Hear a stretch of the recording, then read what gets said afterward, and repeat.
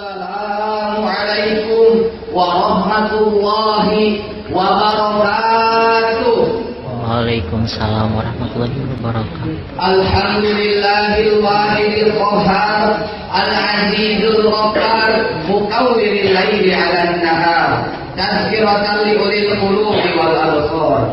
Asyhadu an la ilaha illallah wa asyhadu anna Muhammadan abduhu wa rasuluh. Amma ba'du. Dewan juri yang saya hormati, pertama-tama yang paling utama, marilah kita panjatkan puja dan puji syukur kepada hadirat Allah Subhanahu wa taala. Salawat beserta salam semoga tercurah limpahkan kepada baginda alam, yakni habibana wa nabiyana wa rasulana kanjeng Nabi Muhammad Sallallahu alaihi wasallam. Berdirinya saya di sini, izinkan saya untuk menyampaikan pidato yang berjudul pentingnya ilmu politik. Orang Yunani kuno, terutama dua filsuf terkemuka, yaitu Plato dan Aristoteles, menamakannya sebagai eudaimonia atau the good life. Mungkin kita sering menyebutnya dengan istilah gemah sifat loh jinawi. Abdullah Ibnu Abbas pernah menceritakan di dalam tafsir Ibnu Katsir bahwa 50.000 tahun sebelum Nabi Adam alaihissalam diciptakan di muka bumi ini dihuni oleh suku bangsa jin. Yang mana kita tahu suku bangsa jin ini Allah tugaskan hanya untuk beribadah kepada Allah. Bagaimana Allah menciptakan manusia di muka bumi ini? Dalam Quran surat Az-Zariyat ayat 56 Allah berfirman, A'udzu billahi minasyaitonir rajim. Wa ma khalaqtul jinna wal insa illa liya'budun. Al-ayat surat Al-Hadid. Dan tidaklah aku menciptakan jin dan manusia kecuali untuk beribadah kepadaku. Hadirin rahimakumullah. Akan tetapi suku bangsa jin ini sering berbuat kemaksiatan yang jauh lebih melenceng dari firman Allah menciptakannya, sehingga Allah menurunkan azab melalui malaikat Jibril untuk bangsa jin ini. Para hadirin sekalian, hukuman ini membuat bumi sepi dari bangsa jin, seolah-olah bumi kosong dari kepemimpinan. Saat itulah Allah Azza wa Jalla menyatakan akan menciptakan khalifah di muka bumi ini. Dalam Quran surat Al-Baqarah ayat 30 Allah berfirman, A'udzu billahi minasyaitonir rajim. Wa idh qala rabbuka lil malaikati inni ja'ilun fil ardi khalifah qalu ataj'alu fiha man yufsidu fiha wa yasfiku ad-dima wa nahnu nusabbihu bihamdika wa nuqaddisu lak qala inni a'lamu ma la ta'lamun. Al-ayat surat Al-Hadid.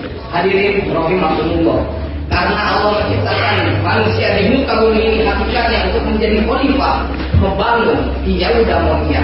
Tentunya ada kesamaan antara pentingnya ilmu politik dan kenapa kita diciptakan di muka bumi ini. Abu A'la Al-Maududi di dalam karyanya yang berjudul Ethical Viewpoint of Islam, ia mengatakan, the greatest problem that has confronted man from immemorial is the moral problem. Masalah terbesar yang dihadapi manusia sejak zaman dahulu kala sampai saat ini adalah masalah dekadensi moral. Kini di tengah-tengah kehidupan kita dalam berbangsa dan bernegara, masalah dekadensi moral sedang menggejala, marak dan merebak dalam berbagai kehidupan.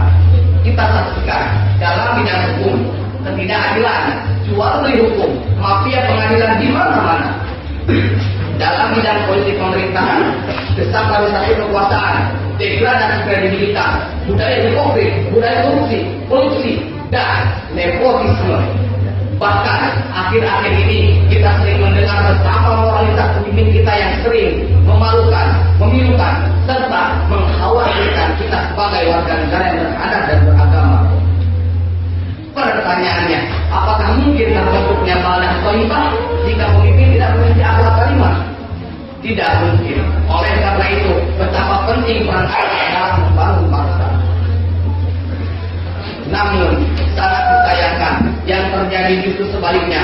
Kita tidak mungkin menutup mata persada Nusantara Indonesia tercinta saat ini dengan dipertontonkan oleh kenyataan para pemimpin yang memiliki akhlak tercela di depan rakyat, mendendangkan lagu-lagu demokrasi dan syair-syair perlindungan, Tapi di belakang rakyat seringkali membuat kebijakan yang justru membuat rakyat sakit hati dan kebingungan.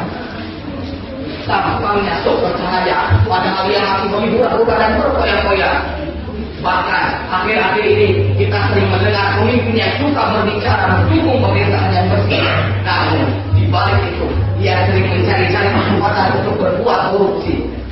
Gayanya provokator, padahal dianya koruptor. Raganya provokator, padahal dianya provokator. Pantas jika masa kita sampai saat ini masih dalam keterpurukan dan krisis berkepanjangan, reformasi yang dicita-citakan, tapi destruksi yang dirasakan, pembangunan nasional yang didambakan, tapi bencana nasional yang dirasakan. Dengan demikian, membangun negara kuat dan jaya, subur dan makmur, diperlukan pemimpin yang mulia dan berakhlak mulia.